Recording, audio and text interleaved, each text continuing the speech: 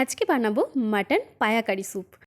নমস্কার, আমি সঙ্গীতাস কিচেনে আরও একটা দুর্দান্ত স্বাদের রেসিপি নিয়ে আমি হাজির হয়ে গেলাম তোমাদের সামনে।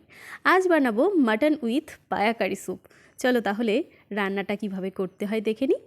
প্রথমেই মাটন আর পায়া দুটোকেই ভালো করে ধুয়ে নুন হলুদ মাখিয়ে রেখে দিয়েছিলাম 15 থেকে 20 মিনিট। এবার একটা ব্লেন্ডারের মধ্যে নিয়ে নিয়েছি আদা, রসুন, গোটা জিরে, শুকনো লঙ্কা, সাথে রয়েছে বিভিন্ন ধরনের গরম মশলা।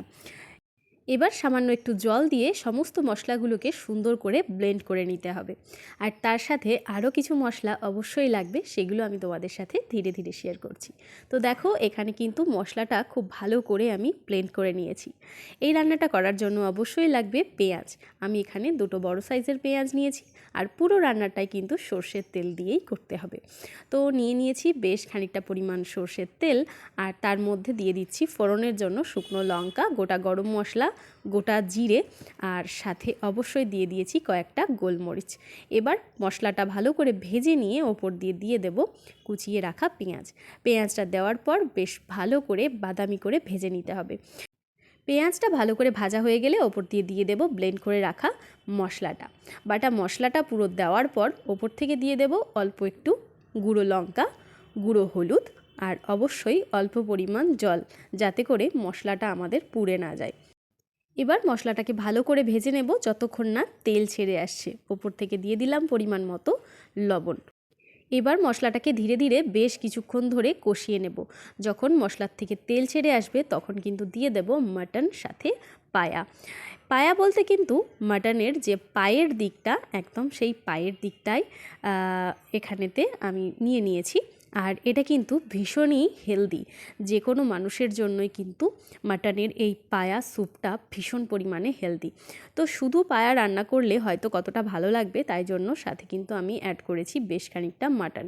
তোমরা চাইলে কিন্তু এই একইভাবে শুধুমাত্র মাটনের পায়াও রান্না করতে পারো, খেতেও যতটা টেস্টি হবে এবং সেটা ভীষণ হেলদিও।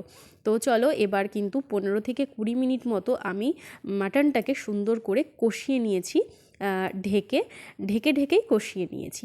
তো এবার ভালো করে মশলাটা কষিয়ে নিয়ে মাংসটাকেও ভালো করে কষিয়ে নিয়ে এটাকে প্রেশার কুকারে দিয়ে দেবো। কারণ যেহেতু মাটন রান্না করতে কিন্তু অনেকটা সময় লেগে যায়, এটা যদি তোমরা ওভেনে রান্না করো অন্তত 2 ঘন্টা সময় লেগেই যাবে। তো সে কারণেই আমি কিন্তু প্রেশার কুকারে দিয়ে দিচ্ছি। তো সব মাংসটাকে ভালো করে প্রেশার কুকারে দিয়ে দেব এবং মশলাটা ধুয়ে এর মধ্যে দিয়ে দেব বেশ খানিকটা পরিমাণ জল। যেহেতু আমরা মাটনের পায়া কারি স্যুপ বানাচ্ছি, তাই ঝোলের পরিমাণটা একটু বেশিই রাখলাম। তোমরা যদি মাটন পায়া কারি বানাতে চাও তাহলে কিন্তু ঝোলের পরিমাণটা একটু কম দিলেও চলবে। ওপর থেকে দিয়ে দিলাম একটা গোটা রসুন। তারপর প্রেশার কুকারের ঢাকনা আটকে মোটামুটি 5টা সিটি আমরা দিয়ে নেব। তো 5টা সিটি দেওয়ার পর প্রেশার কুকার যখন ঠান্ডা হয়ে আসবে তখন কিন্তু এটাকে আমি ওপেন করেছিলাম আর একটু তাপ দিয়েছিলাম, কারণ শেষে দেব গরম মশলা। অল্প একটু গরম মশলা দিয়ে আরও 5 মিনিট ফুটিয়ে নামিয়ে নিলাম, আর একদম রেডি হয়ে গেছে এখানে মাটন পায়া কারি স্যুপ। অনেকে বলে মাটন পায়া স্যুপ, অনেকে বলে মাটন পায়া কারি। তোমরা যেটা ভালো লাগে সেই নামটাই ব্যবহার করো। আমি যেহেতু মশলা আর ঝোল দুটোর পরিমাণই একটু বেশিই দিয়েছি, তাই দুটো নামকেই একসাথে জয়েন করে দিলাম, মাটন পায়া কারি স্যুপ। তো যাই হোক, রান্নাটা কিন্তু অলমোস্ট কমপ্লিট হয়ে গেছে। আর দেখতেই পাচ্ছ দেখতে কতটা সুন্দর হয়েছে, মাংসটা খুবই সফট হয়েছে এবং টেস্টটাও কিন্তু দুর্দান্ত হয়েছে।